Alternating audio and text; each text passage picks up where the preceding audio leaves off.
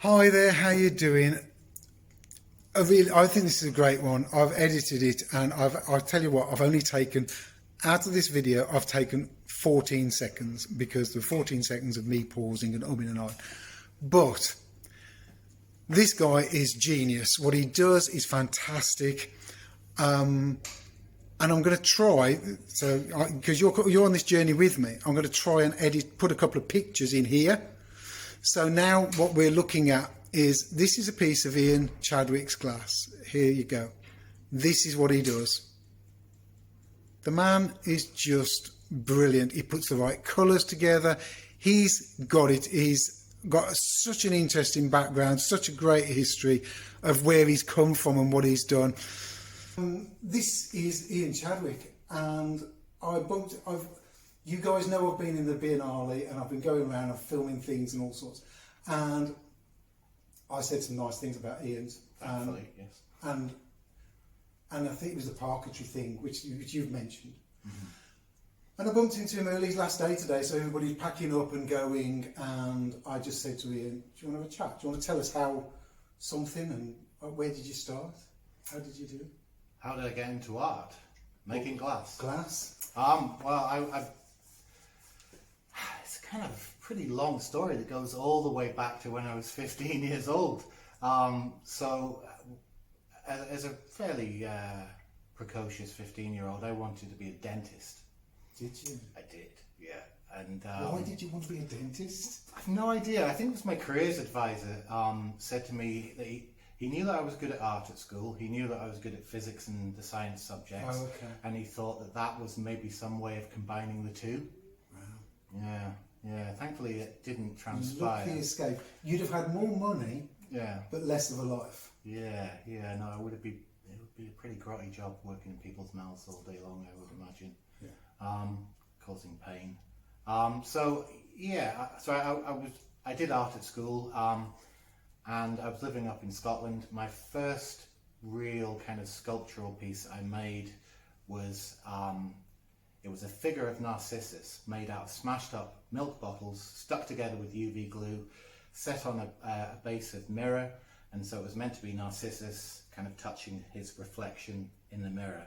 And wow. I made this sculpture, all sat out in my parents' back garden on the grass, smashing up glass bottles, putting them together. And I entered it into the local art exhibition and weirdly won first prize, which kind of was one of those moments that just sort of transformed everything. So from that moment, I was no longer a dentist. I was no longer going to be a dentist.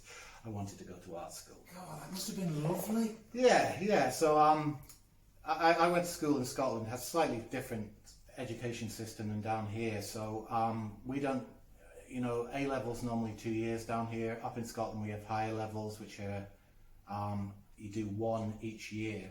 I was fortunate enough that the art department had, when you take art as a higher grade, you can actually concentrate on building a portfolio for applying to art school, which is what I spent the last few years at school doing, was building my portfolio. That's good, isn't it?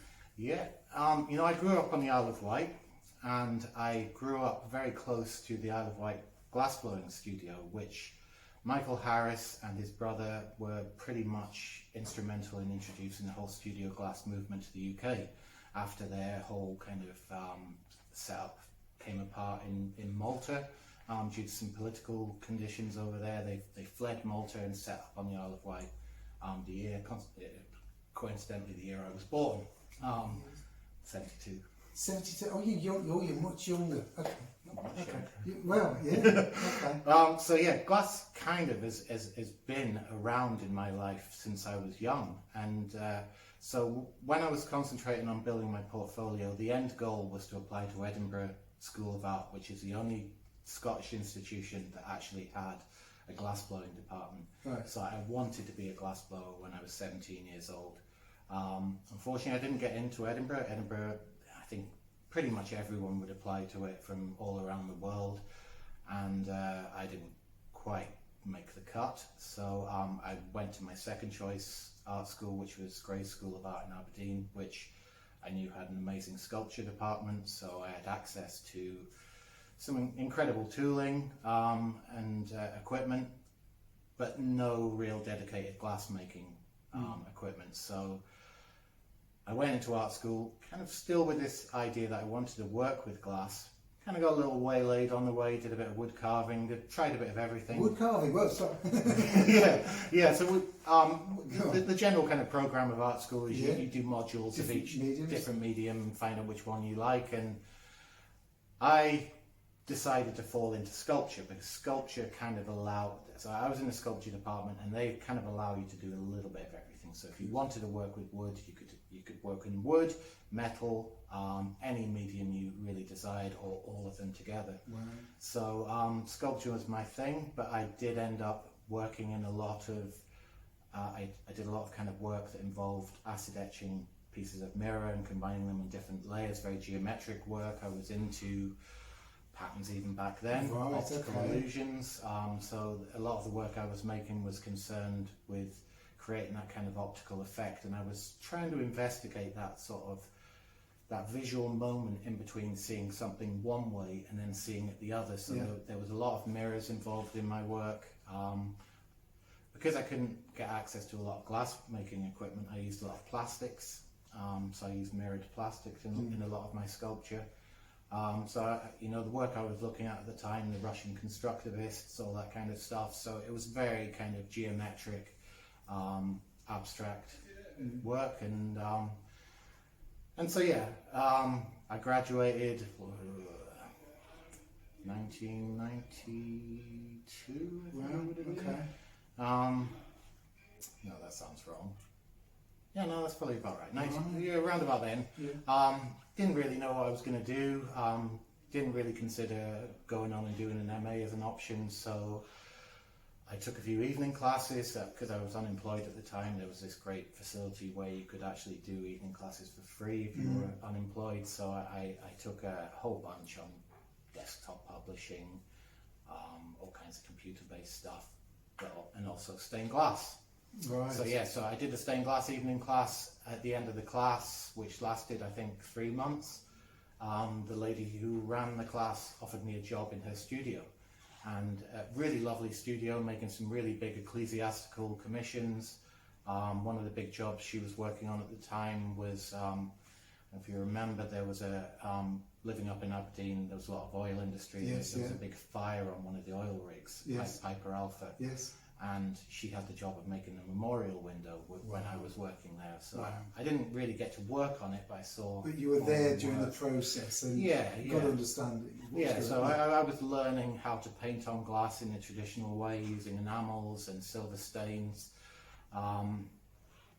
Just basically, I'd never cut glass seriously before. I'd cut glass, but the first job I had when I went in there was to cut something like 1,200 diamond pieces of glass for a window in Elgin Cathedral, and the lady who ran the studio gave me this cardboard template and said, right, 1,200 of them. I think she probably rejected the first 300 that I cut because they weren't accurate enough. So that taught me to be. That's a serious apprenticeship, isn't it? Yeah. It was because everybody's in a rush. Everybody's in a rush nowadays to get to do this and do that and whatever. And nobody seems to serve apprenticeships of 1,200 pieces of glasses. Yeah, it was a trial by fire, trial by glass. It soon got my cutting skills kind of a lot more improved than what they were, and that kind of continued. So I worked in the stained glass studio for about 3 years. Learned a lot of the kind of basic skills, which are still valuable to me now. I then left that studio. I went kind of freelance for a little while, working with another stained glass window artist, where I was drawing the cartoons for the commissions. He was then building the windows. I was doing a lot of the more kind of intricate painting on glass for him for some of the works he was producing. That kind of came to an end. I was driving a forklift truck as well at the time, just to make ends meet, because up in Aberdeen the oil industry was big. So driving a forklift truck, and had a bit of an accident, got some compensation from the accident, went to visit a friend of mine from art school who was living in New Zealand working on the Lord of the Rings film. I went over, had an amazing time over there for about 3 months. I hired a car and drove all around the South and the North Island. And while I was over there, I would drive down these kind of dusty little kind of side roads off the main kind of highways, and find little craft businesses at the very end of these roads, making a fantastic living, making amazing work, really living a fantastic life. And when I got home from New Zealand, I thought, well, if those guys can do it, where they're right at the end of this dusty road, they're getting very few visitors. If they can make a success of a craft business, surely I can as well. So I started fusing glass. My mum's a potter, so I had access to her kiln. A pottery kiln isn't really desirable for glass work. Right. It kind of works in a slightly different way. It's certainly more insulated than a glass kiln is, and not quite as controllable. So the results were hit and miss, a lot of broken pieces. But for the first sort of 5 years of actually running a craft business, I was using my mum's pottery kiln. That's good. But having to hone the skill to get over that constraint. Yeah, it was. I'm completely self-taught. You must have got better with it. Yeah, well, understanding the process, and this is different, but okay, if that didn't work, this should work. Yeah, so I think you don't ever learn anything from everything being a success. No. So having that start, and having all those failures, there was a lot of things that I was thinking, well, obviously there's something going wrong in this process that's that's causing these pieces to crack. So there wasn't any kind of formal education at the time in the UK for glass. So everything that I had to discover, I had to really sort of discover off my own back. There were a couple of books on the subject, but they were very basic. There were no real suppliers of fusing glass in the UK at the time, so I had to order a lot of it over from America, and there was a lot of trial and error. But out of the trial and error, there were enough pieces for me to take to craft fairs at the weekend and do okay with it. And after a while, the craft fairs were bringing in more money than the job that I was working was bringing in, so I gave up my job, concentrated on it full time, bought myself a proper kiln, a proper glass kiln, which I had sort of, because I'd learned in that period what I actually needed from a kiln. So I actually had my kiln custom made by a manufacturer who kind of manufactured pottery kilns primarily, and told them what I wanted, and they put that together, and that kiln is built like a tank, still going strong after probably 13 years now. That's good. So yeah, and I did a lot of craft fairs. I did the Christmas markets in Manchester for 14 years in a row. Wow. Which kind of toughens your skin a little Manchester. bit. Yeah. I'm not a fan. Yeah. I've been there a few times. I've dealt with a few people there. Yeah. So when you're sat on a stall on the Manchester Christmas markets, you're dealing with everyone. So you're dealing with people who love what you do and want to talk to you about it and learn about it and happy to spend money on it, to the opposite end of the spectrum where people really don't want to see you there. I had people swear in my face because of the price of my work. Yeah. I had stuff stolen. I had arguments with people in front of my stall. It was an education. Yeah, and it definitely was. And it taught me to be a better artist. It taught me a lot about people. It taught me really that I didn't want to do any more Christmas markets after 14 years, and that at that point I really didn't know what I was going to do, so I decided I wasn't going to do it again because it was a really big commitment. I had to make stock for that Christmas market. For how long were you making stock? Well, the markets ran pretty much from early November right up to Christmas Eve. Wow. And you were there 12 hours a day from 9 in the morning till 9 at night, every day of the week. And so, you couldn't run out of stock 2 weeks into the market, so you had to make sure you would have enough to cover that duration. And that for me is a massive investment. Oh yeah, it was a big risk. Huge, yeah, exactly. Because I'd always go into it. All my credit cards would be maxed out because I'd spent all my money on like silver for necklaces and stuff for the stall and all my raw materials. So I had tons and tons of stock, loads of debt, and then this long period of trying to sell on the Christmas markets. Thankfully, they did really well for me. I always came out of it in profit, and but yeah, after 14 years, it was enough, and I was at the point of, you know, I didn't know what I was going to do. I was either something was going to come along, you know, the universe was going to provide me with something, or I was going to fall back into just a normal job, and that was the year. The year that followed that was the year that I applied for the Biennale here for the first time. Okay, what year was that? 2019. Oh right, so you've not been. Oh okay. I've not been a Biennale artist. You've for not. long. Oh, okay. I didn't have the guts to apply. You know, I've been making this work for a while, but you know, you never feel. But why do I feel like you've been around longer than you have? I don't know. Okay, that's weird. Because I've been here 10 years, so I've seen a few of the Biennales now. Yeah. And it just feels, okay, that was your first one, 2019? 2019 was the first time I applied.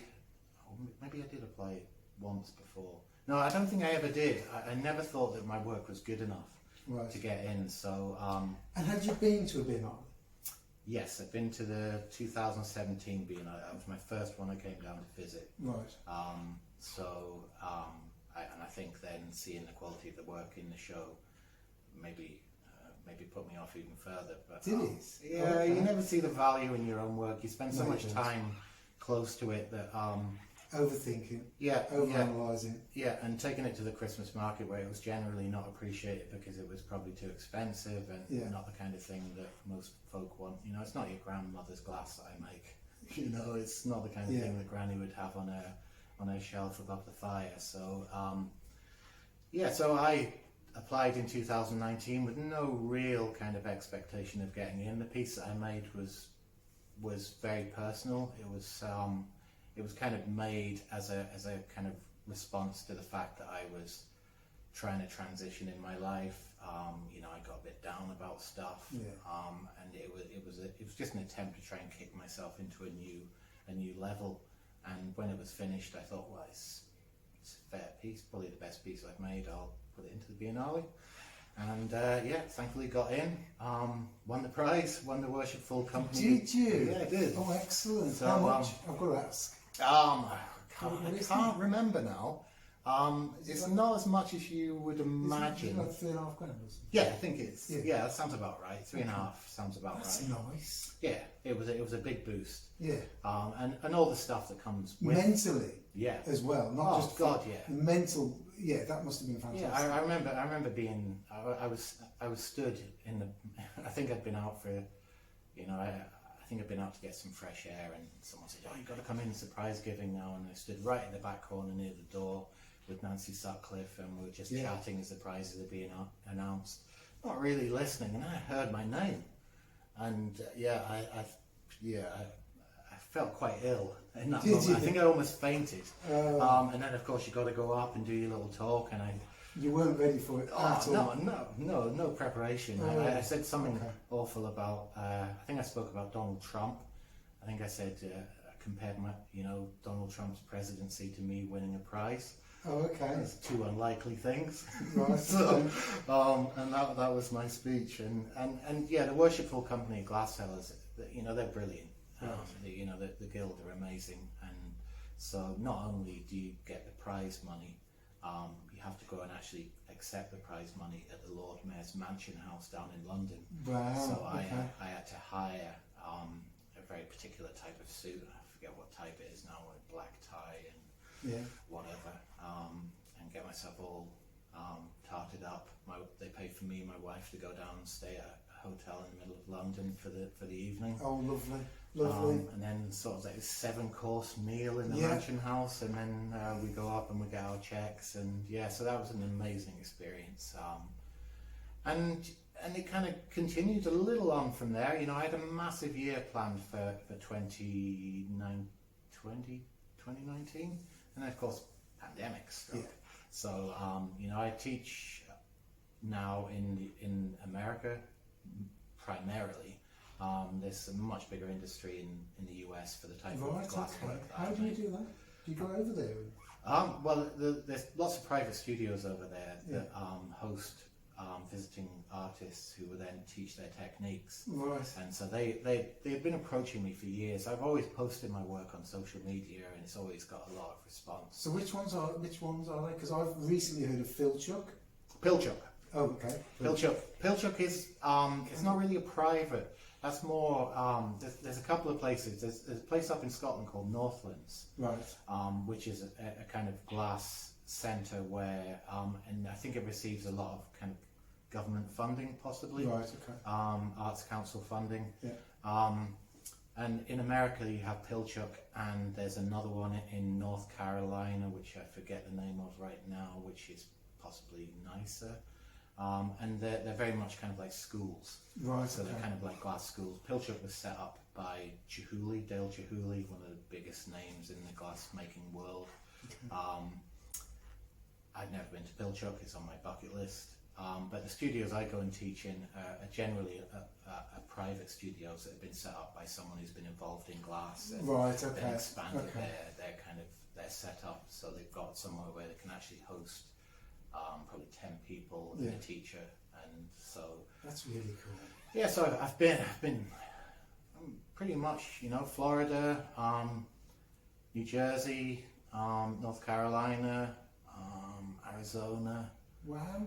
Colorado. Look at all this geometric stuff staying. yeah. So that's great. Glass has really led me on quite a nice little journey. The last time I was over there, one of the people in the class kindly took me up to the Grand Canyon when I had some downtime in between classes. So he invited me up to his house in Flagstaff and took me out to the Grand Canyon one day, the Painted Desert another, and the Petrified Forest. Places which, in my wildest dreams, I could never afford to go and visit. So, Glass does afford some really wonderful little experiences. So yeah, I don't really, I never got involved in making art and glass to teach. It was one of those byproducts. It seems that people would rather pay what one of my bowls would cost. Right, so they love my work, but rather than buy my work, they'd rather learn how to make it so they can make it themselves, which is cool.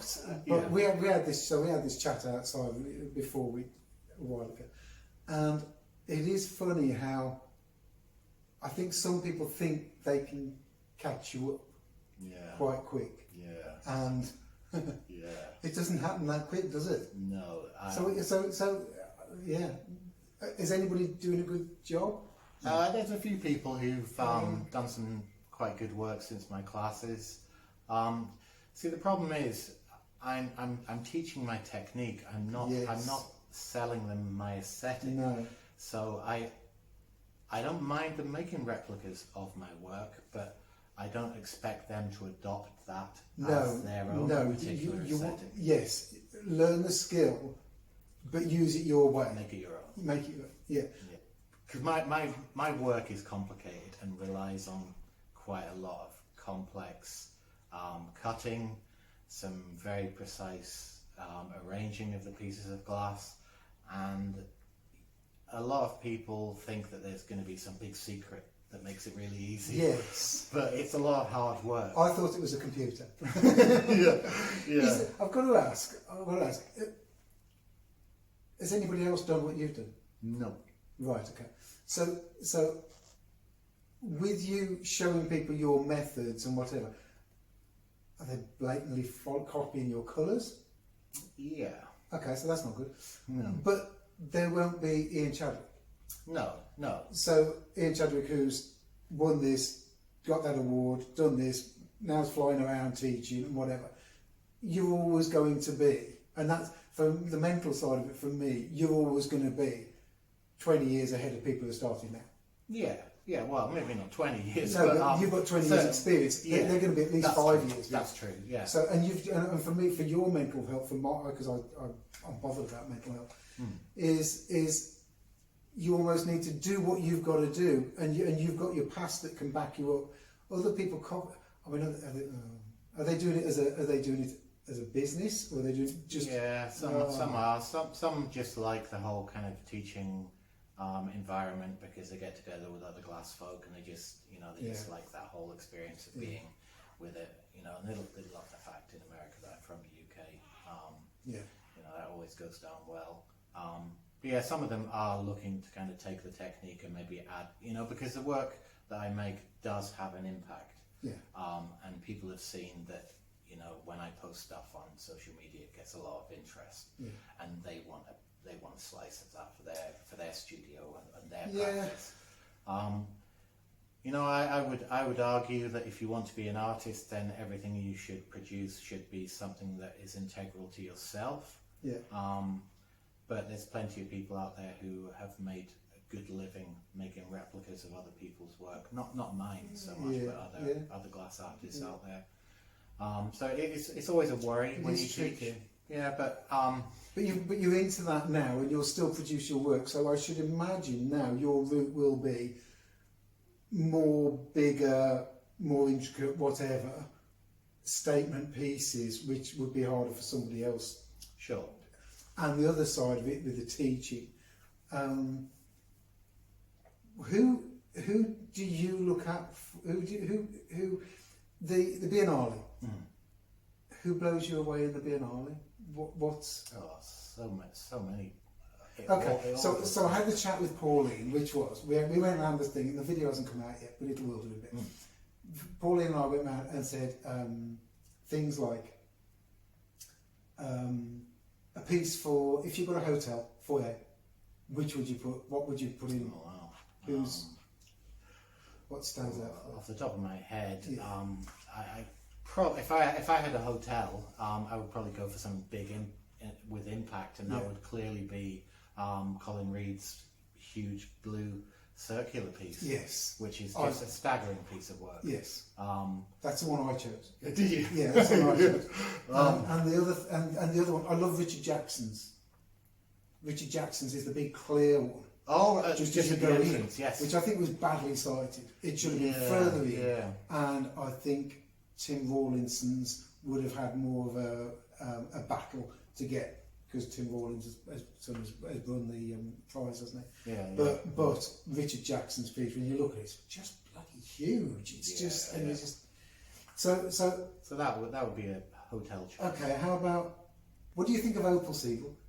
I love Opal. She's a good friend of mine. I know she is, because I see you two, and that's how I got onto what you do. Because Opal would say, "Have you seen that?" And I was like, "And you two are just like polar opposites in work, but in people, are you're both a bit." Weirdly, because Opal got into the Biennale in 2019, like I did, and that was her first year as well, and both Opal and I, we're both kiln-formed glass artists, which, you know, there is a hierarchy amongst glass making, and kiln forming is certainly not the top tier of the hierarchy. So, and because it is an accessible way to work glass, you know, you can actually set up a little studio in a garage quite easily. Anybody can do it. For not a massive amount of money, so it is accessible, and consequently, I have to be careful how I word this. Sometimes the time isn't taken on the work that's produced within a kiln. I think it took a while for more refined kiln-formed work to actually make it into. Right. Okay. I get it. Yeah. And I still feel is maybe not the reality, but I still feel like a slight outsider amongst all that work. I feel wow, that it's not quite up there with the other work that's in there. I know. Yeah, okay, stop. So, but your work there is, for me, it's in, let's just say, it's in the top 40%. Okay, that's fair. Not top 40%, but then you start looking at it, and it just goes up and up, and the more you look at it. So you're a detail guy. You do what I do, which is you make something. For me, I make things that from a distance they look nice, but as you get closer, you see a bit more. As you get closer again, you see a bit more. And that's what your pieces do. You've got the impact like opal, and which opals are great, and they stand out, and they're just like bang, here we are. Yeah. Yours are really subtle. They sit there with that colour, and then you just get closer to it, and you just get drawn into it, and it's just so. No, yours is. I get the thing about fused glass, but I get what you're saying. But you know, I've been around here 10 years, and no, it's fused good. Yeah. Fused good now, very good now. Yeah, it And has. I think you're right in what you say. The quality is. Yeah, it's diluted down by, because there is so much out there. So, every craft fair that you go to, you'll see someone doing some fused glass work, and, it's not always doing the glass a favour. Yeah. Put it that way. Yeah, I know. So, how are we doing for time? I don't know. 30 minutes. Wow. Bloody hell. Well, I can rabbit on when you get me in front of the camera. So what are we doing now? So yeah, other people. Okay. Yeah, other people. You've got to take a piece home. You can put one piece in your pocket, and you can carry the other piece. Ooh. And it's not yours. Okay. Because you're doing that anyhow. Yeah. So we did have the bead Biennale this year as well. So that's a nice pocket-sized piece. So out of all the pieces in the bead Biennale, the guy I took the masterclass with during the International Festival of Glass was Daisuke Takuchi. Okay. I would pocket his beads that were Is there. this the beautiful little tiny ones with so much? They look Geometric patterns on. Of course you would. Yeah. Of course you would. Geometric. They look like they've got about 7,500 pieces within there. And they pretty much do. Do they? Yeah, they're an incredible amount of work. I mean, I've done a video on that. It's not out yet. Right. Yeah, they blow my mind, and it's just, I totally get that. So, okay, you've got to carry a piece.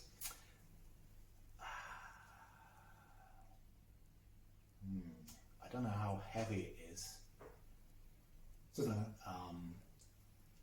I love John Lewis's work.